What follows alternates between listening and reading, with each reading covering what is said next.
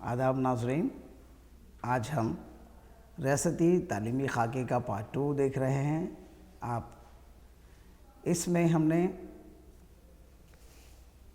जांच के मुख्तलिफ़ पहलू, क़ानून हक़ तालीम, बच्चों की सतह पर मुश्तमिल तालीम, इक्तिसाबी जांच किस तरह होनी चाहिए, किन नुकात की जांच की जानी चाहिए के साथ साथ मज़मून वारी तालीमी इमारात पर नज़र डालेंगे।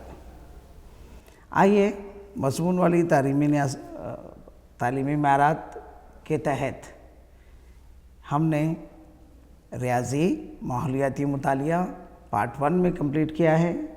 अब पार्ट 2 में हम ये देखते हैं कि साइंस के तहत, इल्म साइंस के तहत रियाज़ी की वो कौन सी इमारात हैं, इल्म साइंस के तहत वो कौन से इमारात हैं जो इस मज़मून के तहत आते हैं। तालीमी इमारात पर नज़र डालेंगे। तसव्वुरात की तफ़हीम, पहला तालीमी इमार जो इल्म साइंस के लिए है वो है तसव्वुरात की तफ़हीम। दूसरा है सवालात करना या मफ़रूज़ात क़ायम करना। तीसरा है तजुर्बात, हल्क़े अमल के मुशाहिदात,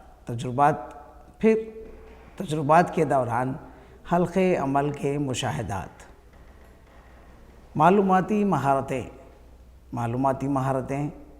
चौथा इसका तालीमी मैार है, इस पर नज़र डालिए। शक्ल उतारना, नमूने तैयार करना, जैसे कि साइंस के अंदर एक इम्पॉर्टेंट टॉपिक आता है शक्ल उतारना और नमूने तैयार करना। ये इल्म साइंस के तहत हमारे तालीम में शामिल है। इस पर तुलबा को काम करने की ज़रूरत है। अगर तुलबा इस नमूनों के तैयार करने में, इसकी शक्ल उतारने में अगर कमज़ोरी महसूस करते हों तो मौल्लिम का काम है कि आउटलाइन के ज़रिए उनकी रहनुमाई करें। ये तालीमी मार था, शक्ल उतारना और नमूने तैयार करना। इसके बाद आइए तौसीफ़, जमालियाती हुस्न, साइंस के अक़दार, रोज़मर्रा ज़िंदगी में इतलाक़ और हयाती तनू। आइए हम इस स्लाइड के बाद नेक्स्ट स्लाइड पर पहुँचते हैं। उससे पहले इल्म साइंस के जो वो तालीमी इमारात थे, एक बार फिर आप उस पर नज़र डालें। पहला था तसव्वुरात की तफ़हीम, सवालात करना, मफ़रूज़े क़ायम करना, तजुर्बात, हल्क़े अमल के मुशाहिदात, मालूमाती महारतें, शक्ल उतारना, नमूने तैयार करना, तौसीफ़ और जमालियाती हुस्न, अक़दार, रोज़मर्रा ज़िंदगी में इतलाक़ या हयाती तनू। आइए हम दूसरी स्लाइड पर पहुँचते हैं और ये देखते हैं कि समाजी इल्म के तहत कौन से तालीमी इमारात आते हैं और इन पर किस तरह अमल करना चाहिए और इन तसव्वुरात पर गौर करने की ज़रूरत है। आइए तसव्वुरात की तफ़हीम, समाजी इल्म के अंदर भी पहला जो तालीमी मैार है वो है तसव्वुरात की तफ़हीम। दूसरा है दिए गए मवाद का मुतालिया करना, फ़हम के साथ इज़हार करना। जो मवाद दिया जाता है उसका मुतालिया करना, फिर फ़हम के साथ, मुकम्मिल फ़हम के साथ इसका इज़हार करना। मालूमाती महारतें, तीसरा इसका तालीमी मैार है मालूमाती महारतें। इसके बाद हम देखते हैं कि हम असर मौज़ूआत पर रद्द-ए-अमल या सवालात करना।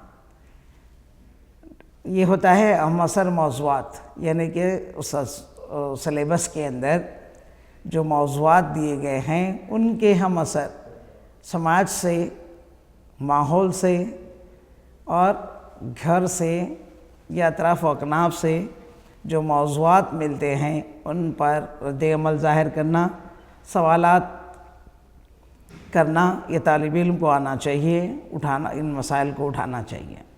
तो ये एक और तालीमी मैार हैं जो समाजी इल्म के तहत हैं।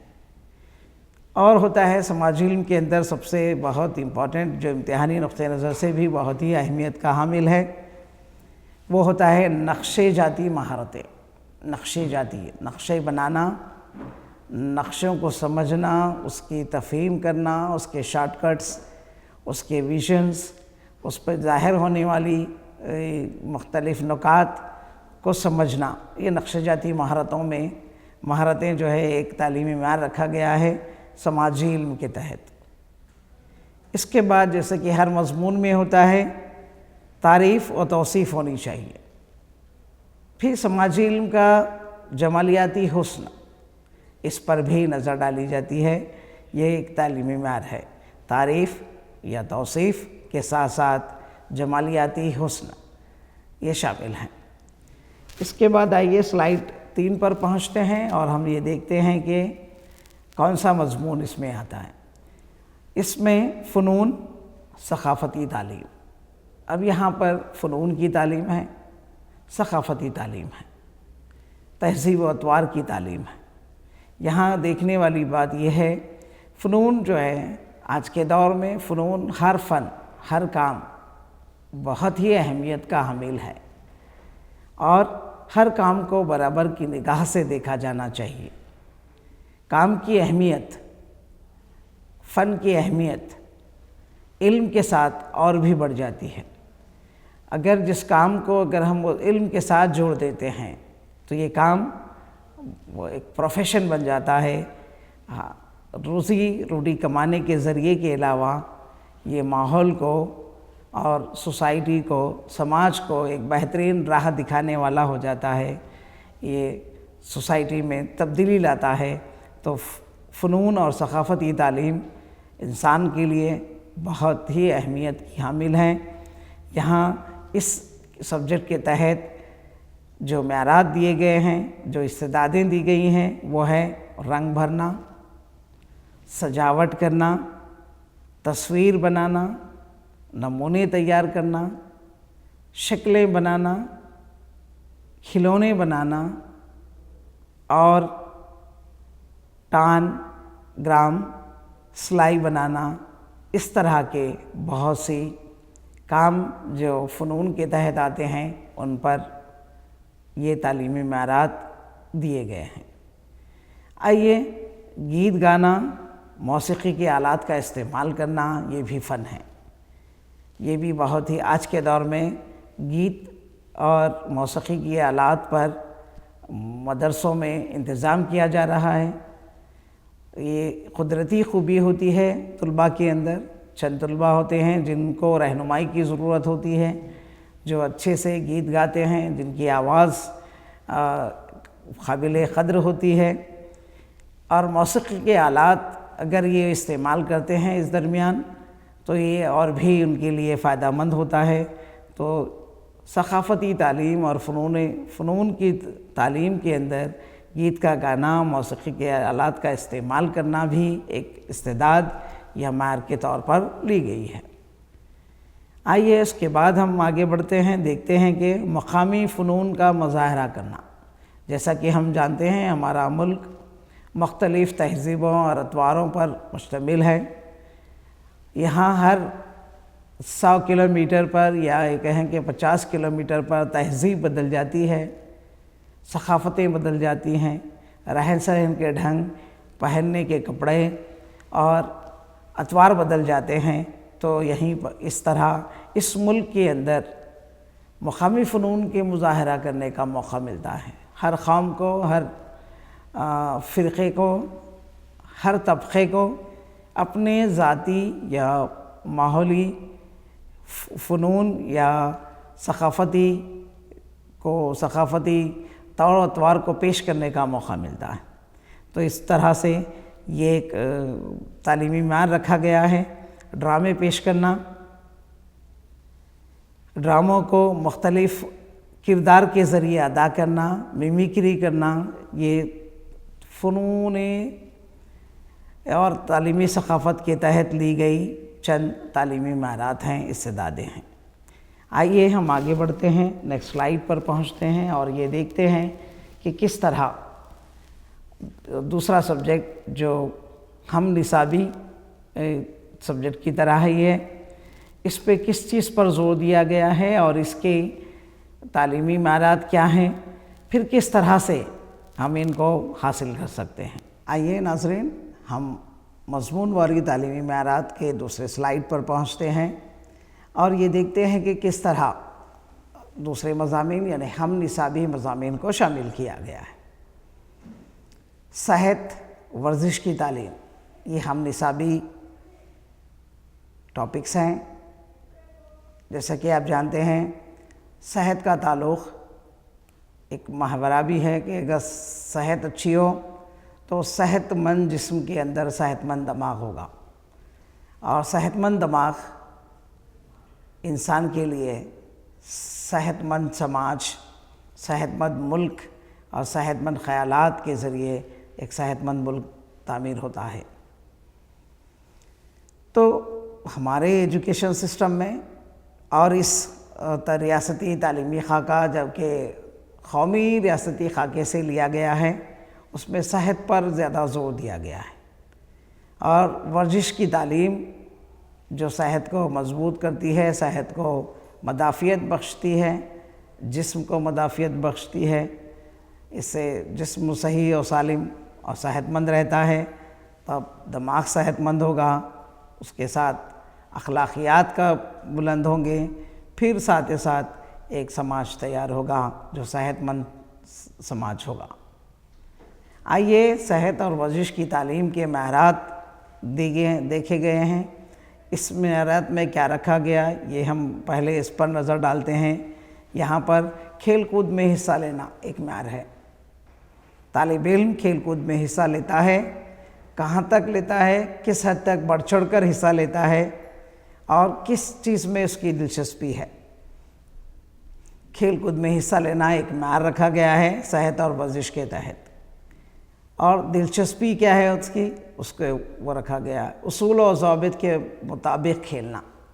دیکھیے، کھیل کے اندر ہوتا یہ ہے کہ طالب علم اگر ایک بار وہ کھیل میں ہار جاتا ہے تو ہم سمجھتے ہیں کہ وہ طالب علم یہ سمجھتا ہے، اور پورے ماحول اس کے پیرنٹس یہ سمجھتے ہیں کہ بچہ یہ اس میں کمزور ہے۔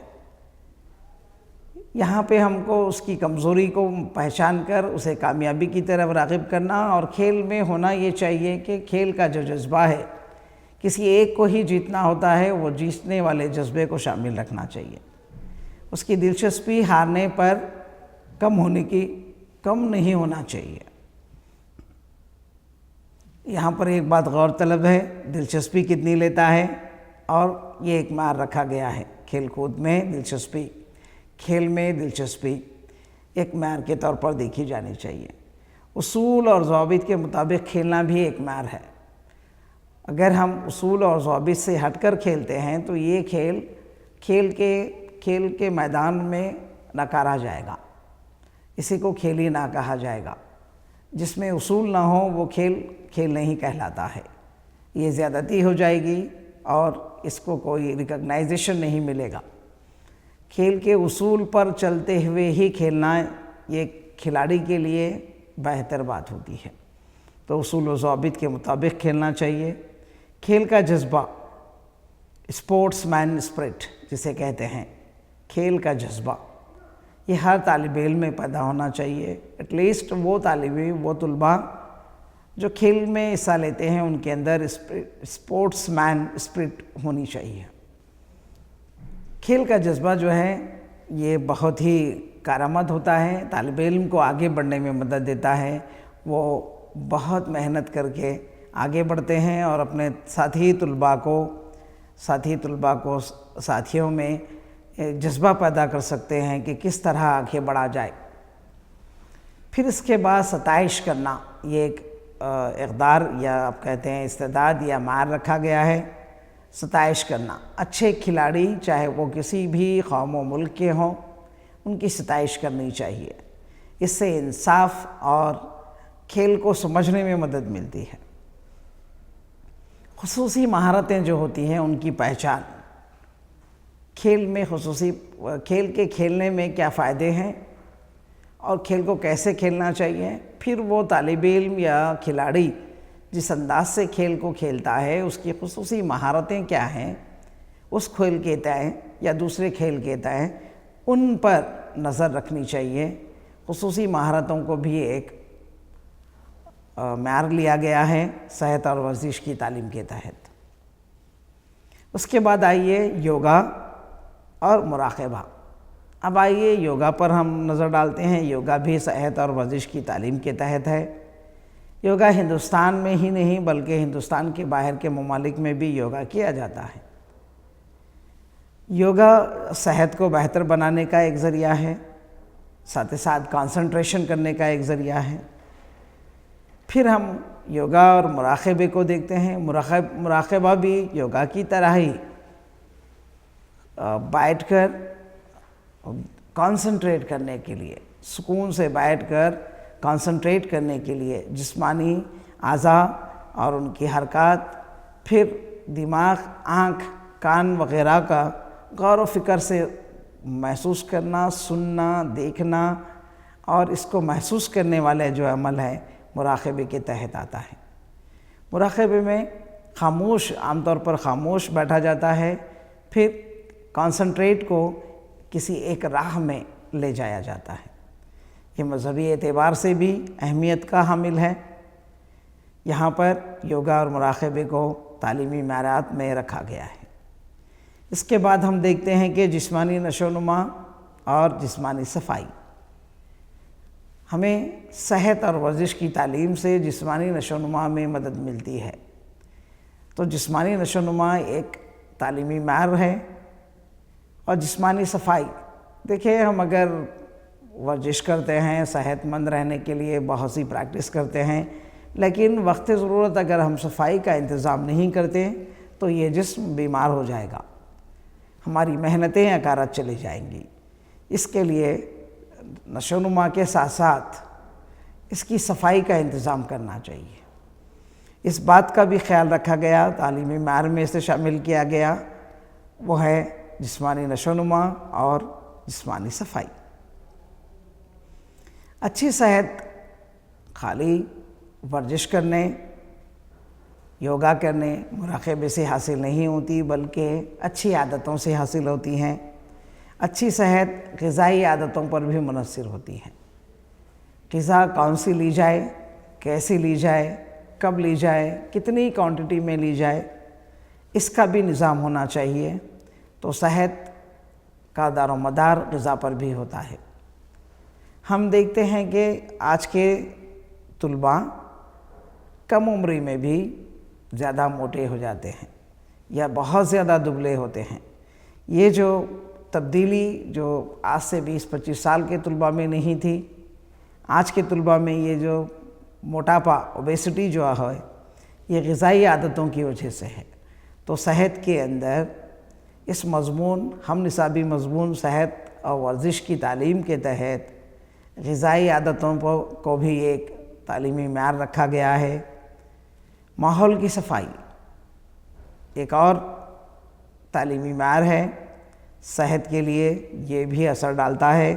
ماحول کی صفائی، اس پر ہماری حکومت، قومی حکومت اور ریاستی حکومت خاص کر صفائی کا ابھیان چلاتی ہیں، ایسے پروگرام منعقد کرتی ہیں۔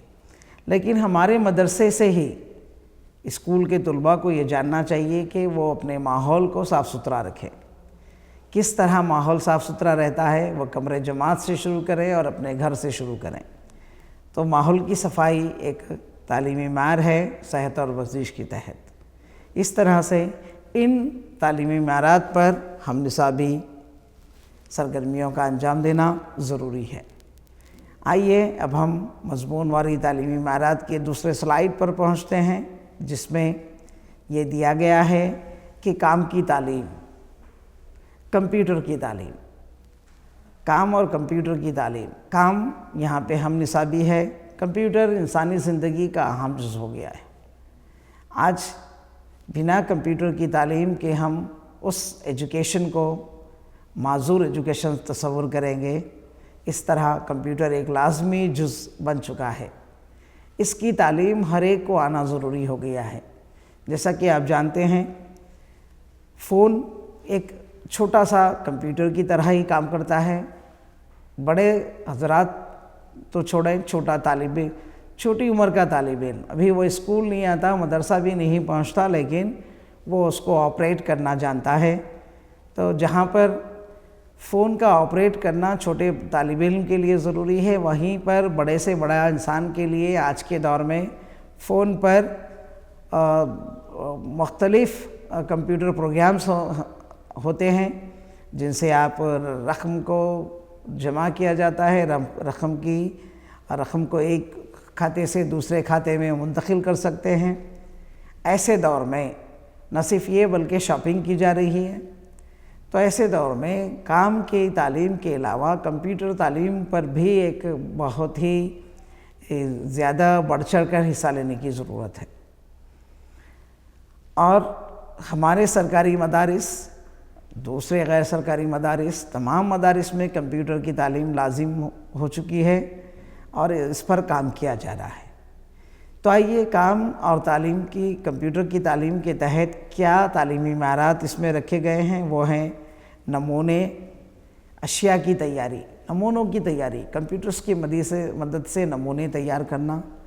یہاں آپ دیکھتے ہیں کہ نمونوں سے مراد جیسے کہ آپ تاج محل ہیں، تاج محل کا خاکہ بنانا، نقشہ جاتی دیکھتے ہیں اب تو ان کا خاکہ بنانا، اور اشیاء کی تیاری کے خاکے بنانا۔ اگر آپ ایک گھر بناتے ہیں تو گھر کا نقشہ کیسا ہو، آج آپ کمپیوٹرز پہ پہلے آؤٹ لائن دیکھا کرتے تھے، ہم نے کمروں کو ایک پیپر پہ ایک روم لائن کے ذریعے ایک روم کو بتا دیتے تھے، لائن کے ذریعے، اور 4 دیواریں اتار کر ہم کمرہ، ہال، دوسری ضروری اشیاء کا کام لیا جاتا تھا۔ لیکن یہاں پر کمپیوٹر کی تعلیم اور کمپیوٹر کی ترقی نے اس کو 3 ڈائمنشنل بنا دیا ہے۔ جس اشیاء کو آپ دیکھتے ہیں ہو بہو ویسے ہی 3 سے آبادی جسے کہتے ہیں، اس طرز پر اس کو پیش کیا جا سکتا ہے کمپیوٹر کی مدد سے۔ کمرے کو آپ 3 ڈائمنشنل میں سے آبادی میں ایک کمرہ ہی تصور کریں گے، چیئر دیکھیں گے آپ، ٹیبل کو ویسے دیکھیں گے، ڈائننگ ٹیبل کو تصور آپ کو ویسے ہی دکھایا جائے گا، اس کو ویسے ہی پریزنٹ کیا جائے گا، سے آبادی۔ اس تعلیم کے تحت، کمپیوٹر کی تعلیم کے تحت یہ جو تعلیمی معیارات رکھے گئے ہیں وہ ہیں نمونے، اشیاء کی تیاری، کام کے اوزار، کام کے جو اوزار ہیں ان کا استعمال کیسے ہو، وہ کس طرح کے ہوتے ہیں، اشیاء کا استعمال، کون سی اشیاء استعمال کی جائیں، کیا بنانا ہے، کیسے بنانا ہے، اس پر زیادہ زور دیا گیا ہے۔ اس کے علاوہ ہم دیکھتے ہیں کہ پیشہ وارانہ ماہرین کی خدمات کا حصول۔ اب دیکھیں کہ ہم یہ مدرسے کی ذمہ داری ہوتی ہے کہ کام کی تعلیم میں ہم پیشہ وارانہ لوگوں کا استعمال کریں، کام کی تعلیم میں ہم ان حضرات کو بھی لیں جو کسی پیشے سے ماہر ہوتے ہیں۔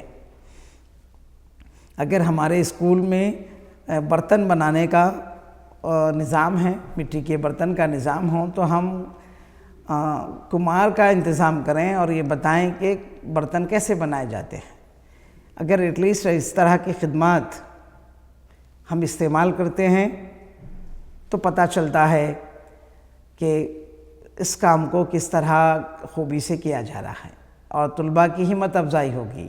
وہ طلباء جو برتن بناتے ہیں ان کو کسی ایکسپرٹس کے ذریعے یہ پیش کیا جائے، ان کی خدمات حاصل کی جائیں، تو وہ طالب علم میں ہمت افزائی ہوگی اور وہ بڑھ چڑھ کر بہترین سے بہترین کام کو سیکھے گا اور کام کرے گا۔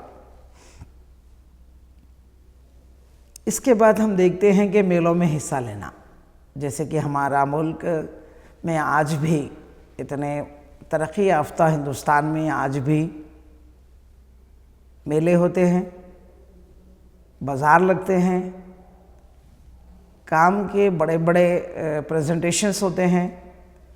تو اسکول کی سطح پر طلباء کے تیار کردہ اشیاء کو لے کر، نمونوں کو لے کر، کام کے اوزار کو لے کر، کام کے بنائے ہوئی اشیاء کو لے کر میلوں کا انعقاد کرنا، کام کی تعلیم اور کمپیوٹر کی تعلیم کے لیے میلوں کا استعمال کرنا، میلے کا انعقاد انعقاد کرنا، میلوں میں حصہ لینے کی ترغیب دینا ایک تعلیمی معیار ہے۔ پھر اس کے بعد ذمہ داریاں نبھانا، طالب علم کے اندر اگر یہ کرتے ہیں، میلے کنڈکٹ کرنا ہے، ماہرین کی خدمات حاصل کرنا ہے، کام کے تئیں جذبے کو فروغ دینے کے لیے ذمہ داریوں کا نبھانا ضروری ہے۔ طالب علم میں یہ ذمہ داریوں کو نبھانے کی صلاحیت پیدا ہوگی، وہ کیے ہوئے کام کو پریزنٹ کرتے ہوئے خوشی محسوس کریں گے۔ آئیے ناظرین آگے بڑھتے ہیں۔ تعلیمی معیارات، کمپیوٹر کی مدد سے اکتساب، یہ کمپیوٹر کی تعلیم کا ایک اور معیار ہے۔ کمپیوٹر کی مدد سے اکتساب، آج کمپیوٹر ہر طرح کی مضمون میں، ہر طرح کے مضمون میں، ہر طرح کی تعلیم میں، ہر شعبہ حیات میں یہ کہہ سکتے ہیں آپ کمپیوٹر لازم و ملزم ہے، یہ لازم جز بن گیا ہے۔ اس کے بنا بہتر انداز میں تدریس ممکن نہیں، ایسا محسوس ہوتا ہے۔ کمپیوٹر تدریس کو ہر مضمون کی تدریس کے اندر بڑھ چڑھ کر اور خوبصورتی کے ساتھ پیش کرنے کا ایک ذریعہ بن چکا ہے۔ تو اکتساب میں کمپیوٹر کا کیسے استعمال ہو، کمپیوٹر کی تعلیم اکتساب کے لیے کہاں تک معنی خیز ہوتی ہے، اس کا استعمال، اس کے طور طریقوں سے واقفیت طالب علم کے لیے ضروری ہے۔ ریاضی کو ہم کمپیوٹرز کی مدد سے دیکھ سکتے ہیں، سائنس کو ہم کمپیوٹر کی مدد سے دیکھ سکتے ہیں۔ کمپیوٹر کا استعمال ہر شعبہ حیات میں ایک جز بن چکا ہے، تو اس کے استعمال، اس کے استعمالات، اس کے اطلاق، کمپیوٹر کے استعمالات پر ایک نظر ڈالنے کی ضرورت ہے۔ کمپیوٹر کا استعمال کہاں پر ہو رہا ہے، کیسے ہو رہا ہے، اس کا جائزہ لینے کی ضرورت ہے، اور ان کام کی اور کمپیوٹر کی تعلیمات کے معیار کے تحت جو استعمال یہاں پر ہم نے دیا ہے کہ کمپیوٹر کا استعمال ریلوے نظام میں، طالب علم کو معلوم ہونا چاہیے کہ کمپیوٹر کا استعمال ریلوے نظام میں کس طرح ہے، ٹکٹنگ نظام میں کس طرح ہے، آج کل بسیز کے نظام میں کس طرح ہے، اور کمپیوٹر آج دیکھتے ہیں کہ آج اگر آپ بڑے بازار جاتے ہیں جسے ہم مارٹ کہتے ہیں اور دوسرے ناموں سے جانے جاتے ہیں، جہاں پر ایک ہی چھت کے نیچے ہزاروں اشیاء بیچی اور فروخت کی جاتی ہیں، وہاں پر کمپیوٹر کس طرح سے استعمال ہو رہا ہے، کمپیوٹر کی طرح کس طرح سے خدمات حاصل کی جا رہی ہیں، آدمی یا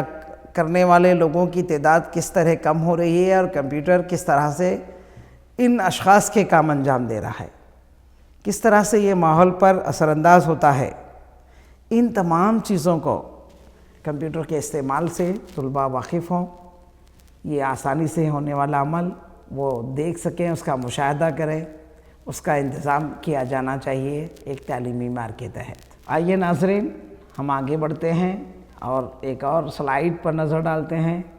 یہ ہم نصابی سلائیڈ ہے، ہم نصابی تعلیم، جیسے کہ اقدار کی تعلیم،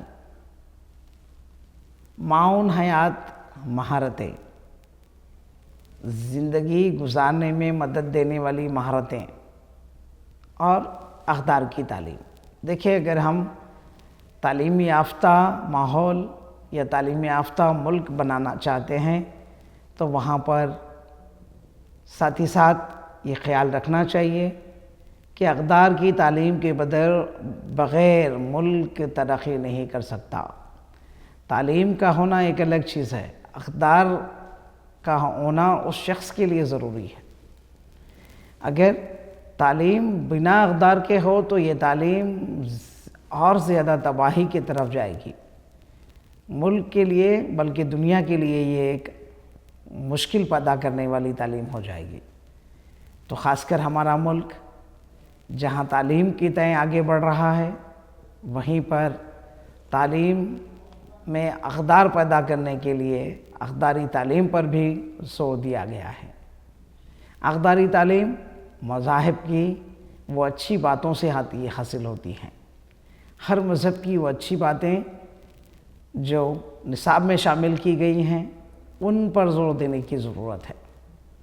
مذاہب ایک دوسرے کو سیکھنے سمجھنے کا درس دیتے ہیں، تو ان اچھے اقدار کو نصاب میں شامل کرنا تاکہ ایک اچھا سماج، ایک اچھا ملک اور ایک اچھی قوم تیار ہو سکے جو اقدار پر مبنی ہو، تعلیم کے ساتھ ساتھ اس کا ہونا لازم ہے.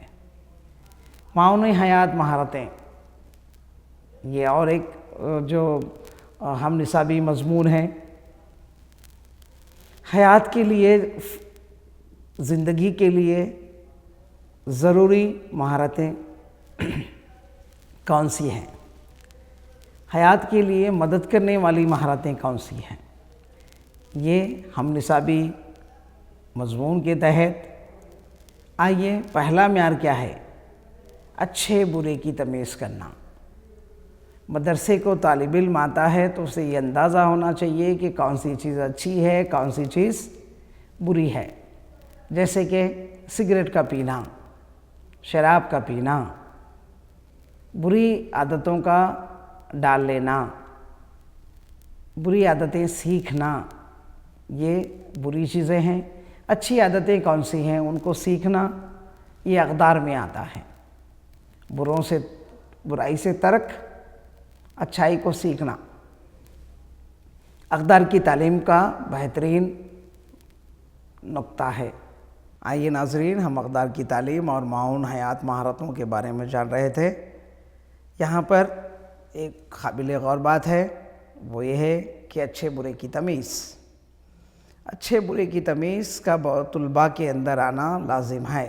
جیسا کہ آپ نے سن چکا ہے، سگریٹ کا پینا، بری عادتوں کا حاصل کرنا، شراب کا پینا، یہ برے اعمال ہے. ان سے بچنا چاہیے، ان کی تمیز کرنی چاہیے.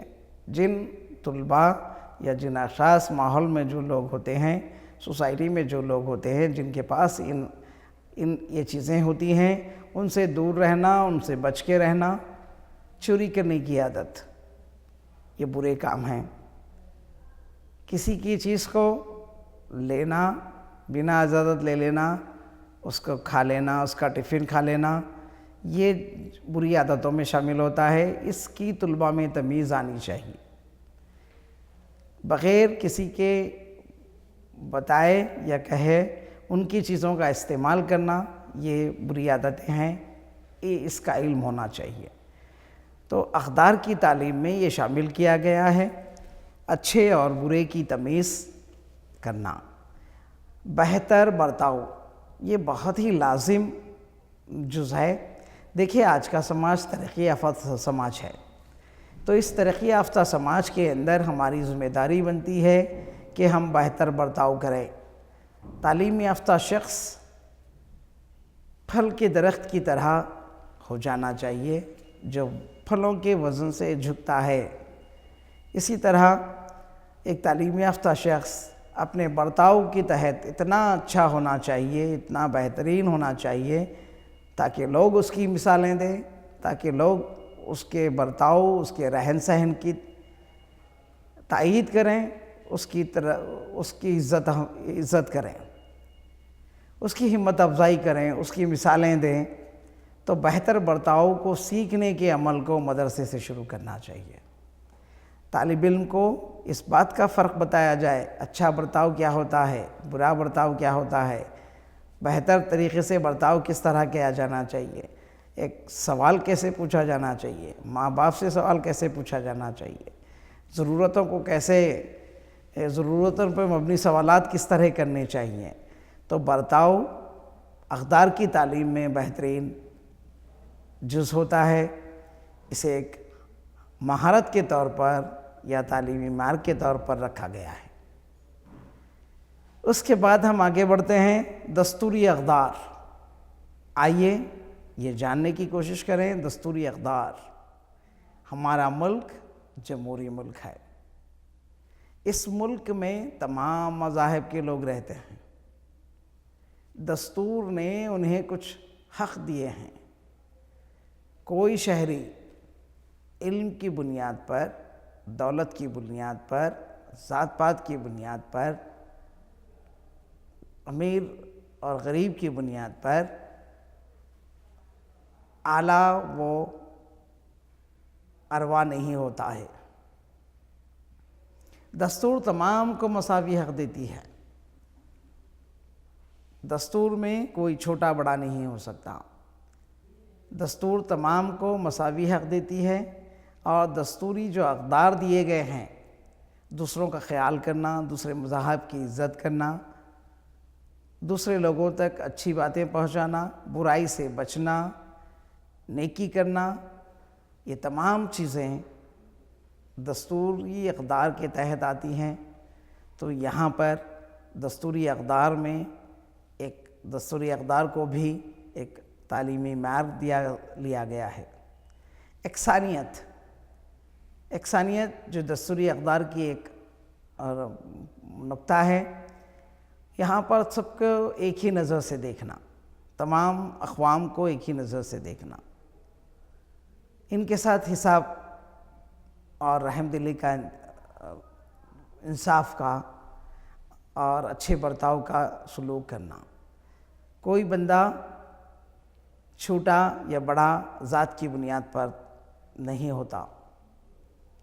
کوئی بندہ نیک صرف عمل کی بنیاد پر ہوگا، لیکن قوم و ملت یا تجزیے کی یا اس کی ذات کی بنیاد پر اس کو ہم تصور نہیں دیکھیں گے۔ یکسانیت تمام کے لیے لی جانی چاہیے۔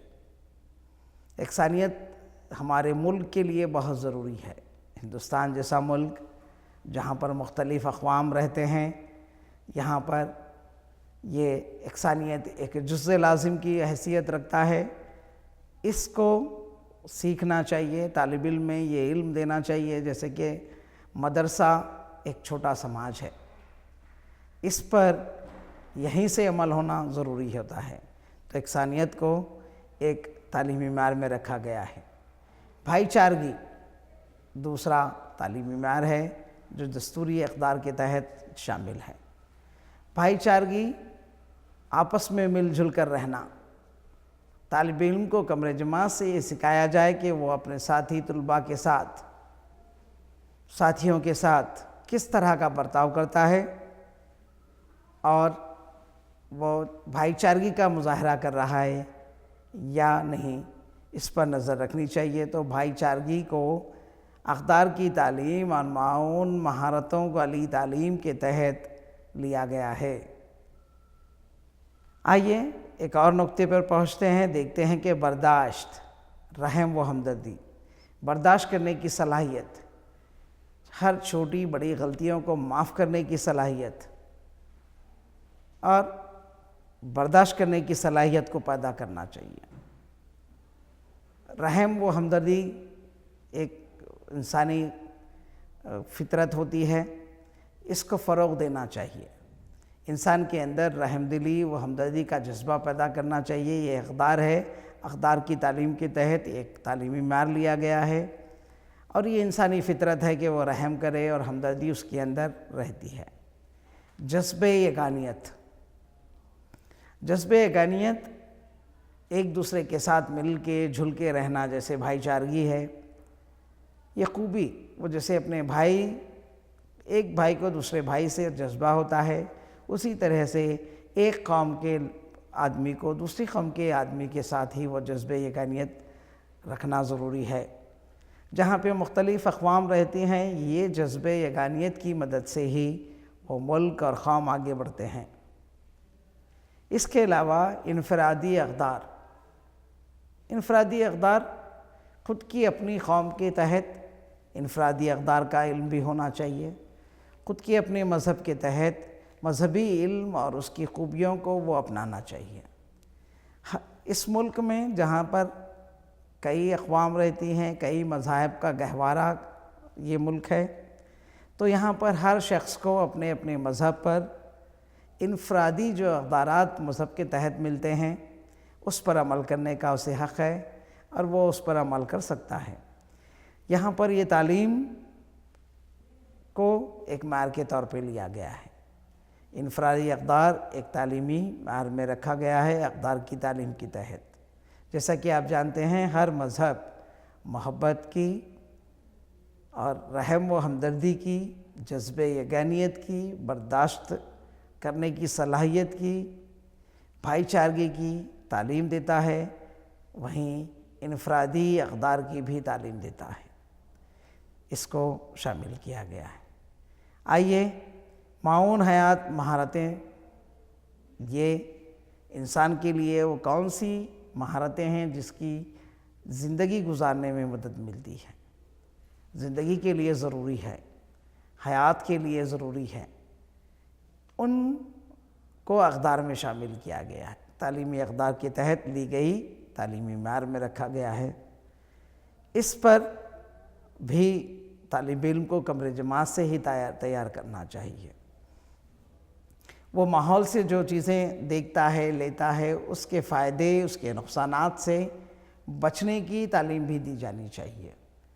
جیسے کہ درخت کا ہونا حیات کے لیے معاون ہے، لکڑی کا ہونا ضرورت زندگی کے حیات اور انسانی زندگی کے لیے ضروری ہے۔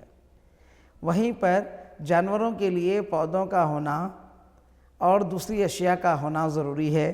تو معاون حیات مہارتیں جو ہیں وہ طلباء کو مدرسے سے سیکھنے کی ضرورت ہے، اپنے گھر سے سیکھنے کی ضرورت ہے، ماحول سے سیکھنے کی ضرورت ہے، اور ان کا متبادل انتظام کرتے ہوئے اشیاء کو استعمال کرنا چاہیے۔ معاون حیات مہارتیں ملک کے لیے فائدہ مند ہوتی ہیں، حیات کے لیے فائدہ مند ہوتی ہیں، تمام مخلوقات کے لیے فائدے کے سے بھرپور ہوتی ہیں۔ ان کا استعمال بہتر ہونا چاہیے۔ اس کے علاوہ عام طور پر اس بات کا خیال رکھا جائے کہ معاون حیات مہارتوں میں طالب علم کو، چھوٹی جماعت کے طالب علم کو اس بات کا طرف دیا جائے کہ پانی کا استعمال کس طرح کرے، پانی کو بچائے کیسے، لائٹ کا خرچ کس طرح کرے۔ دیکھیے اگر ہم لائٹ اور پانی کی بچت کرتے ہیں تو یہ پانی دوسرے دن یا کسی اور شخص کے لیے کام آئے گا۔ لائٹ کا خرچ کرنا، ہم نے بل پے کر دیا، اس کو خرچ کرنا یا اس کا استعمال کرنا ہمارا حق بن جاتا ہے، اسے غیر ضروری استعمال کریں۔ ایسی چیزوں سے بچ کر یہ زندگی کے لیے آنے والی زندگی کے لیے، کل کے لیے کام آنے کی والی چیز ہے۔ اگر ہم اس کو آج سے بچاتے ہیں، سیو کرتے ہیں، اس کو استعمال کرنے کا صحیح ڈھنگ سیکھتے ہیں تو یہ چیزیں معاون حیات بھی ہو جاتی ہیں۔ آئیے اس کے بعد ہم نیکسٹ سلائیڈ پر پہنچتے ہیں اور مسلسل جامع جانچ کے تحت دیکھتے ہیں کہ کس طرح مزید چیزیں اس میں شامل ہوتی ہیں، کس طرح دوسرے مضامین کو اس میں رکھا گیا ہے۔ آئیے ناظرین، اب ہم CCE اور درسی کتب، جیسا کہ آپ جانتے ہیں درسی کتب کس طرح تیار کی گئی، درسی کتب کو کیوں تبدیل کرنا پڑا۔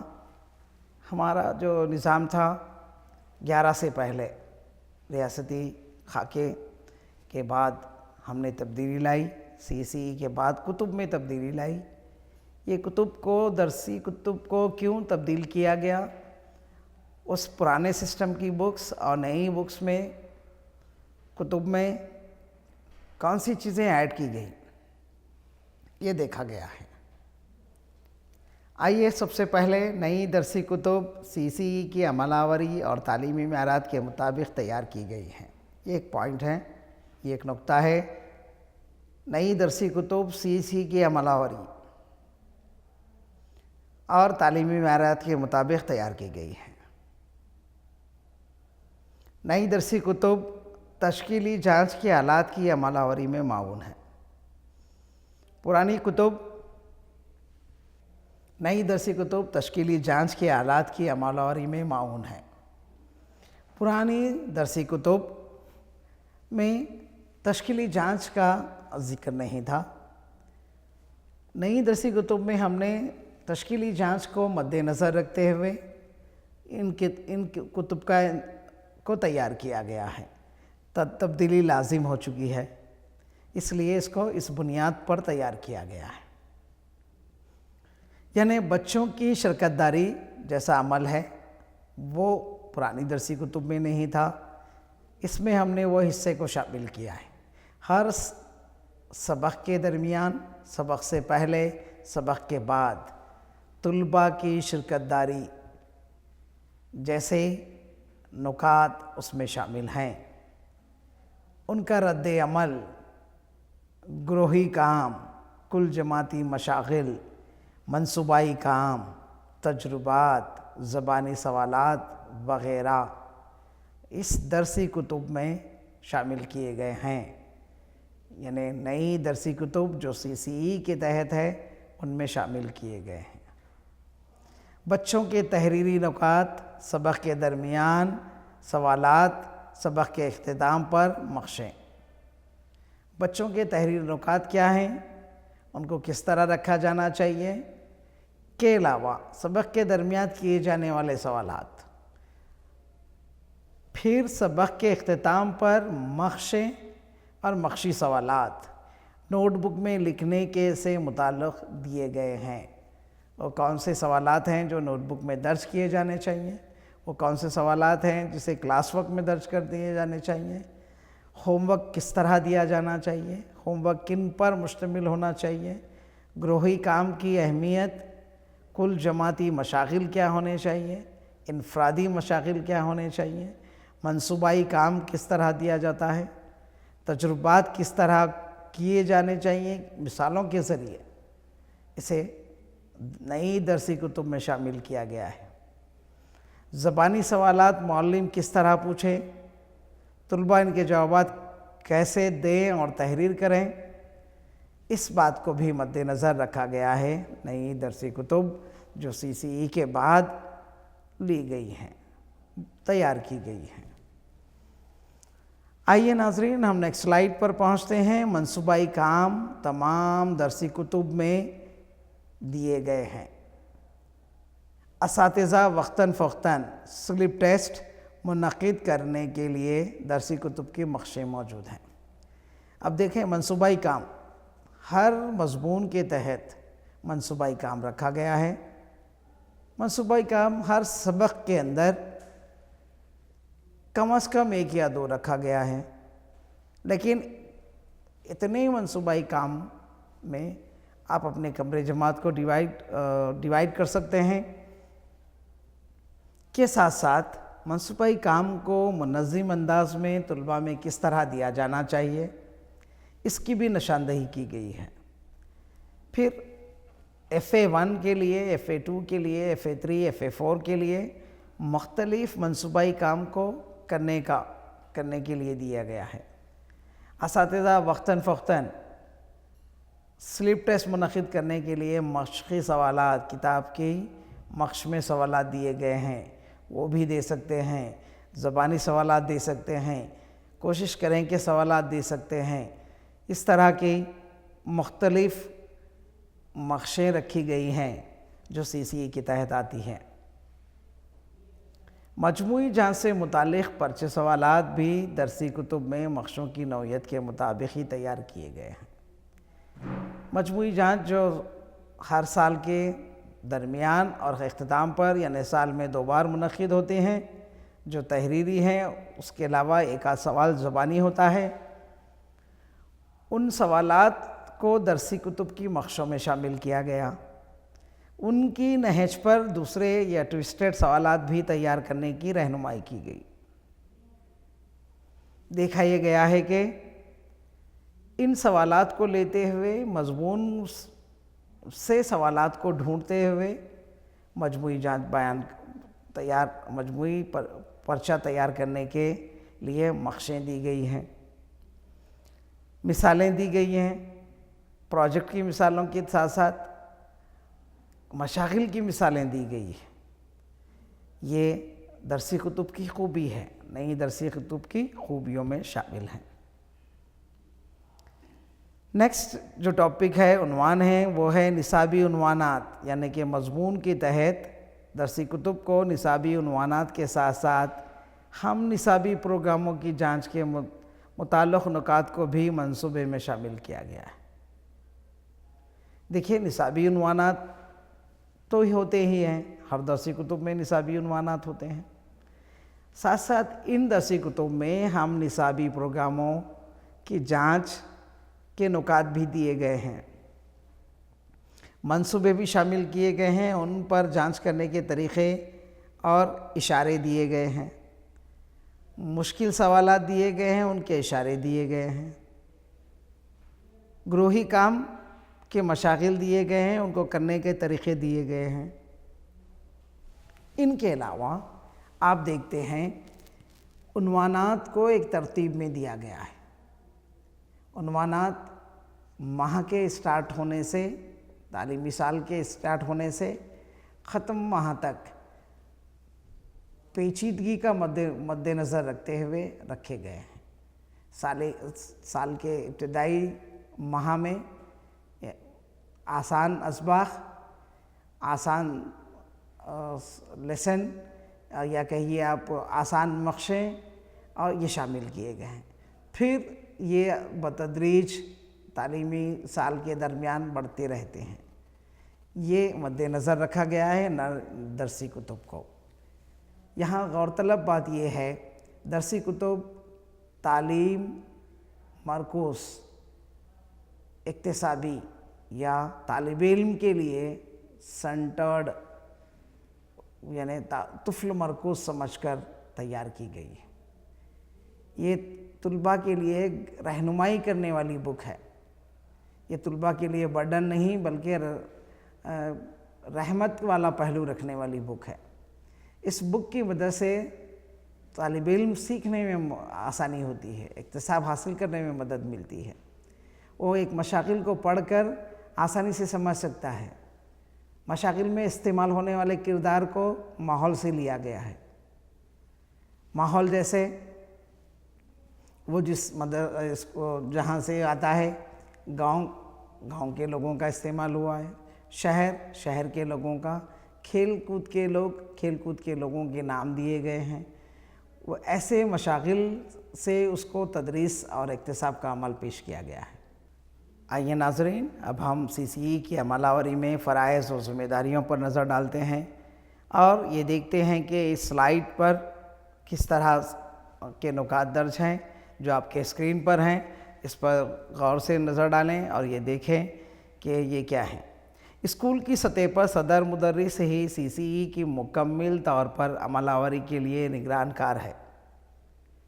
یہاں پر صدر مدرس کو یہ ذمہ داری دی گئی، اسکولی سطح پر صدر مدرس پر یہ ذمہ داری عائد ہوتی ہے کہ معلم اپنی تدریس کو اس نہج پر ترجیح دے رہا ہے یا پرانے طریقے پر عمل کر رہا ہے، طلباء CCE کے میتھڈز کو فالو کر رہے ہیں، اس نہج پر چل رہے ہیں یا نہیں، اس بات کی ذمہ داری صدر مدرس پر عائد ہوتی ہے۔ اس کے بعد تشکیلی مجموعی جانچ سے متعلق شواہد کے لیے مکمل طور پر CCE کی عمل آوری میں ذمہ داری کے ساتھ حصہ ادا کرنا۔ تشکیلی جانچ، مجموعی جانچ کے مختلف شواہد اور ان کی عمل آوری پر مکمل ذمہ داری صدر معلم کی ہوتی ہے۔ صدر معلم کی یہ ذمہ داری ہے کہ ان نکات پر نظر رکھے۔ ضلعی سطح پر ضلعی محتمم تعلیم، ڈائٹ پرنسپل، عملہ اور نائب محتمم تعلیم، MEOs CCE کی عمل آوری کی نگران کار ہیں۔ دیکھیں، ماہر تعلیمات یہ کہتے ہیں کہ کسی نظام کو اچھی طرح اطلاق کرنے کے لیے اس پر نظر رکھنی چاہیے۔ وقتاً فوقتاً اعلیٰ عہدیدار مدرسے کو وزٹ کریں اور اس نظام پر عمل ہو رہا ہے یا نہیں اس کی نگرانی کریں اور ضروری اصلاح و مدد دیتے ہوئے مکمل طور پر عمل آوری کی ذمہ داری ادا کر رہے ہیں۔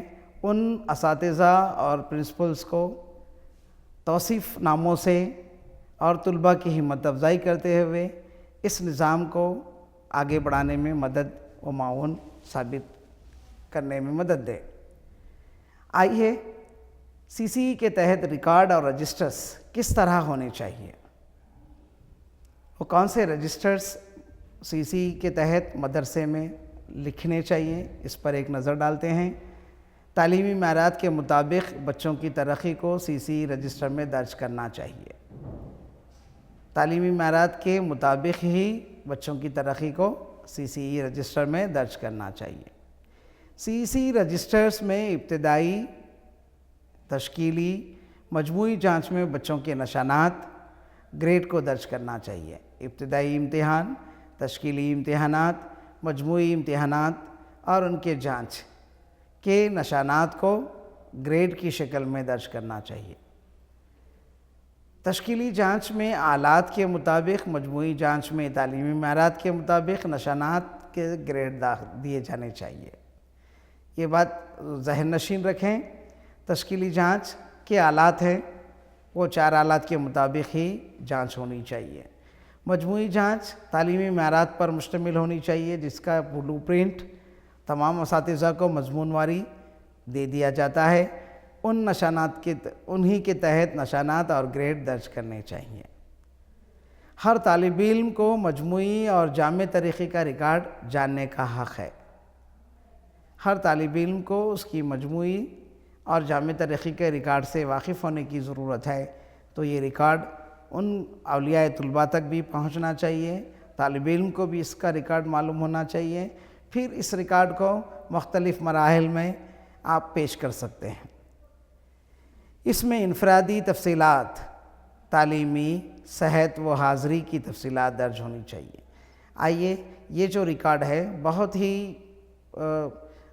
یعنی کہ ہر لمحے لیا جانے والا، عمل کو درج کرنے والا ہے۔ انفرادی تفصیلات اس میں درج ہونی چاہیے۔ تعلیمی معیار میں وہ کتنا پختہ ہوتا ہے، کہاں وہ رکاوٹیں محسوس کرتا ہے، کے ساتھ ساتھ صحت و حاضری، صحت، بیمار کب تھا، اسکول کتنے دن نہیں آیا، کیا وجہ رہی، پھر اس کے بعد حاضر مدرسہ ہونے کی تفصیلات بھی رہنی چاہیے۔ آئیے ناظرین ہم آگے بڑھتے ہیں، دیکھتے ہیں کہ جماعت پنجم کی تکمیل کے بعد تحتانوی تعلیم اور جماعت ہشتم کی تکمیل کے بعد فوقانی تعلیم مکمل ہونے کی سند عطا کریں۔ 2 مراحل رکھے گئے ہیں، تحتانوی تعلیم پنجم تک، ہشتم کے تکمیل ہونے سے اور فوقانی تعلیم کی سند دینا شامل ہیں۔ آئیے آج ہم اس سیشن کے تحت تعلیمی خاکہ، ہر مضمون کے تعلیمی معیارات کے علاوہ حق تعلیم پر سوالات وغیرہ پر غور کیا ہے۔ جیسا کہ آپ جانتے ہیں سی سی حق تعلیم اور تعلیمی درسیاتی خاکہ، قومی درسیاتی خاکہ رہنمائی کرتا ہے تعلیمی نظام کو تعلیمی میدان میں ہمہ جہتی ترقی کے لیے۔ طلباء کی ہمہ جہتی ترقی کے لیے ہمارا ملک قانون کو پیش کیا ہے۔ یہ قانون آتی ہے جس کی ہم نے تفصیلات جانی ہیں، اور امتحانات کے مد نظر کس طرح کے سوالات اس میں آ سکتے ہیں، اور مسلسل جامع جانچ جو تھی سی سی ای جو ہے وہ کس طرح ہمارے ملک میں اور ملک کی ریاستوں میں اس کا نفاذ عمل میں آیا۔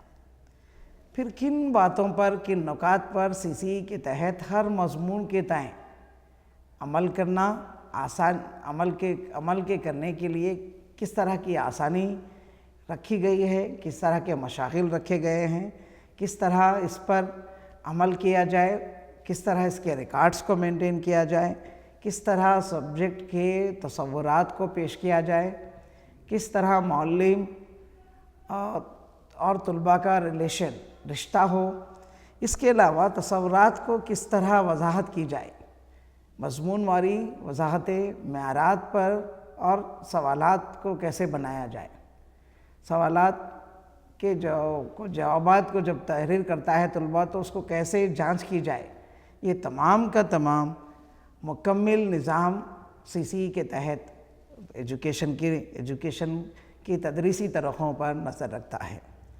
تدریسی طریقوں کو مؤثر بناتے ہوئے کیسے آگے بڑھنا ہے اس نظام میں شامل ہے۔ کون سا تدریسی طریقہ، کون سا تدریسی پہلو موقع کے حساب سے، موقع اور ماحول کے حساب سے ہم کمرے جماعت میں استعمال کرتے ہیں، مخلوط طریقے کے استعمال کو کانسنٹریٹ کرنے پر مخلوط طریقے کے استعمال کرتے ہوئے آگے بڑھنا، طالب علم کی رہنمائی کرنا، یہ شامل ہے۔ اس نظام کو سمجھنے کے لیے ہمیں پوری تعلیمی اقدار پر نظر رکھنی ہوگی، تعلیم کے مختلف مراحل پر نظر رکھنی ہوگی، طلباء کی جسمانی، ذہنی اور عمر کا لحاظ رکھتے ہوئے، عقلی صلاحیتوں کا استعمال کرتے ہوئے آگے بڑھنے کی ضرورت ہے۔ ناظرین، ہم اس کو یہیں ختم کرتے ہیں۔ خدا حافظ۔